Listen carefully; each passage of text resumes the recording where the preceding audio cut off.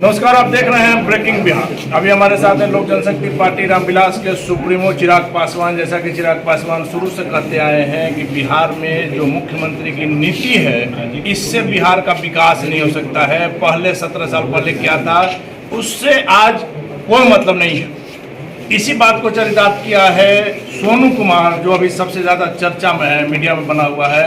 उसकी उम्र करीब 12 साल है और जिस प्रकार से मुख्यमंत्री के समक्ष सोनू कुमार ने शिक्षा व्यवस्था की और शराबबंदी की कली को खोल कर रख दिया है, इसी विषय में बात करेंगे चिराग जी से। चिराग जी, शुरू से जो आप कहते आए हैं वही सामने आ गए।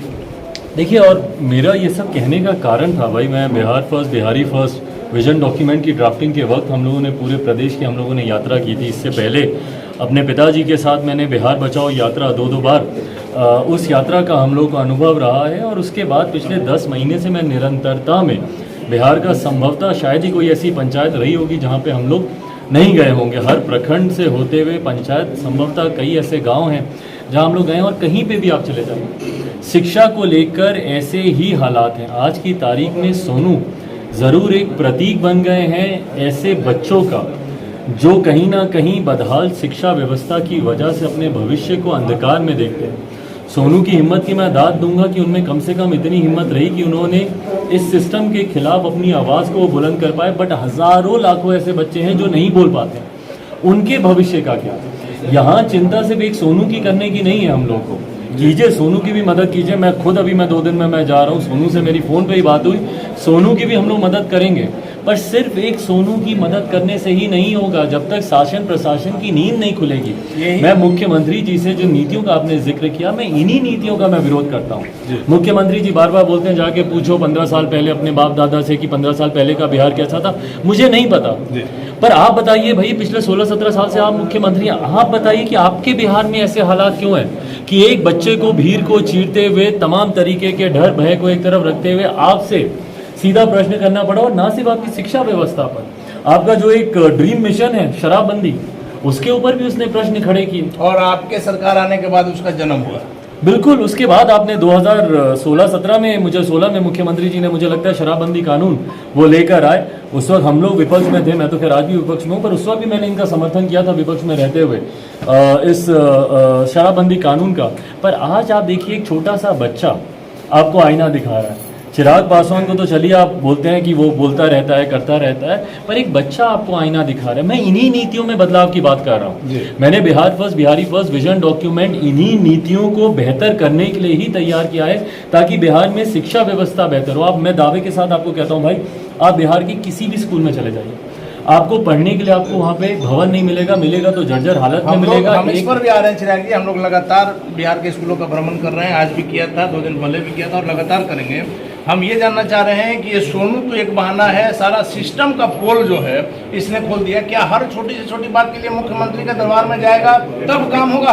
पढ़ाई के लिए कोई गुहार क्यों लगाएगा? ये पढ़ाई तो उसका अधिकार, बिल्कुल ये उसका अधिकार है। और उसके लिए अगर मुख्यमंत्री, और मैं बार बार यही बोल रहा हूँ कि सोनू तो सिर्फ एक चेहरा है लाखों और बच्चों का।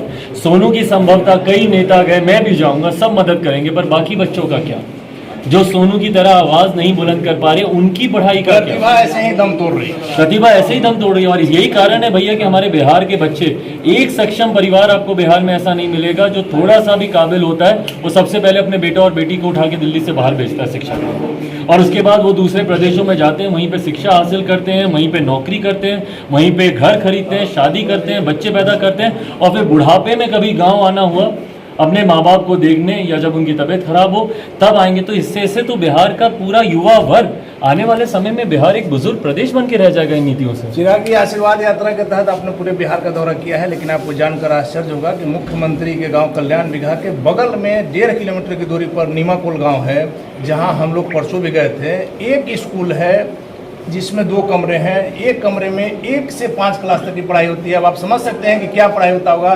चापाकल टूटा हुआ है, शौचालय की जो स्थिति है उसमें बालू से भरा हुआ। बिल्कुल इसी बात का ही मैं जिक्र कर रहा था, क्योंकि बिहार फर्स्ट, बिहारी फर्स्ट यात्रा में भी हम लोगों ने इस बात का अनुभव किया। आशीर्वाद यात्रा के दौरान और निरंतरता में मैं जिस गांव जा रहा हूं, वहाँ के आप स्कूलों की अगर आप हालत देखें, एक एक कमरे में 5-5, 6-6 क्लासेस के बच्चे पढ़ते हैं। और ये बेहतर स्कूल हैं कि कम से कम यहाँ पे भवन है। कई ऐसे स्कूल हैं जहाँ पे खुले में आप देखेंगे धूप में बच्चे बैठे हैं, पढ़ रहे हैं, एक ही टीचर होगा। और मैं टीचरों पे भी उंगली नहीं उठा रहा, भाई आपने उनको बहाल ही किया है ऐसे, उसके लिए संभवतः उनकी योग्यता कहीं और बहुत बेहतर हो सकती है। टीचर को पढ़ाई छोड़ के बाकी सारा काम आप करा रहे हैं। बाकी सारा काम आप उनसे करा रहे हैं, साफ सफाई से लेकर दुनिया भर। भाई अब तो शराब पकड़ने तक के लिए आपने टीचरों का आप इस्तेमाल कर रहे हैं। यहाँ पे एक से एक टीचर सर मुंडवा के बैठे हुए हैं कि भैया आप हमारी बहाली करवाइए। उनको आप देखेंगे नहीं, और बच्चों का भविष्य अंधकार में आप डाल रहे हैं इस तरीके से। चिराग जी, आखिरी सवाल है कि मोकामा टाल में जहां बाबा चौहरमल की मेला में आप भी गए थे, हम लोग भी आज गए थे, तो उससे भी बड़ी बात है मुख्यमंत्री के गांव से भी ज़्यादा कि 1 रूम का स्कूल है जिसमें 1 से 8 क्लास तक के बच्चों की पढ़ाई हो रही है। क्या पढ़ाई हो रही होगी आप समझ सकते हैं? भाई कुछ नहीं है, ये सिर्फ लीपापोती है पढ़ाई के नाम पर। मुझे ताज्जुब होता है कि भाई मुख्यमंत्री जी, मैं इसीलिए जो बार बार ये बोलते हैं कि भाई हमने ये किया 15 साल पहले, पूछो ये अगर आपकी नीतियाँ हैं तो आप मुझे बताइए बिहार के भविष्य को आप कहाँ लेकर जा रहे हैं। भाई आज तो राष्ट्रीय नहीं अंतर्राष्ट्रीय स्तर पर सोनू ने जिस तरीके से आपके सामने अपनी बातों को रखा, अंतर्राष्ट्रीय स्तर पर हमारी छवि धूमिल होती है ना। आज जब मैं फ्लाइट में ट्रैवल करता हूँ या दूसरे प्रदेशों में जाता हूँ, दूसरे प्रदेशों के बच्चे आके मुझसे पूछते हैं कि इज इट रियली ट्रू, आपके प्रदेश में ऐसा ही होता है? आपके प्रदेश में क्या शिक्षा इतनी खराब व्यवस्था में है? भाई पूरी तरीके से संघीय ढांचे में, फेडरल स्ट्रक्चर में शिक्षा राज्य सरकार के अंतर्गत आता है। आप तो उसके लिए केंद्र सरकार को भी आपको देखने की जरूरत नहीं है, कुछ नहीं आप कर सकते। ये जिम्मेदारी आपकी है। 17 साल में भी अगर बिहार के स्कूल बेहतर नहीं हुए, बिहार के बच्चे आज भी पलायन करते हैं, तो उसके जिम्मेदार सिर्फ और सिर्फ मुख्यमंत्री नीतीश कुमार जी की नीतियाँ हैं और कुछ नहीं। चलिए धन्यवाद। तो बिहार के बच्चे जो पलायन कर रहे हैं उसके लिए सिर्फ और सिर्फ मुख्यमंत्री नीतीश कुमार की नीतियाँ। आप देख रहे हैं ब्रेकिंग बिहार, खबरों का सिलसिला जारी है, आप बने रहे हैं ब्रेकिंग बिहार के साथ।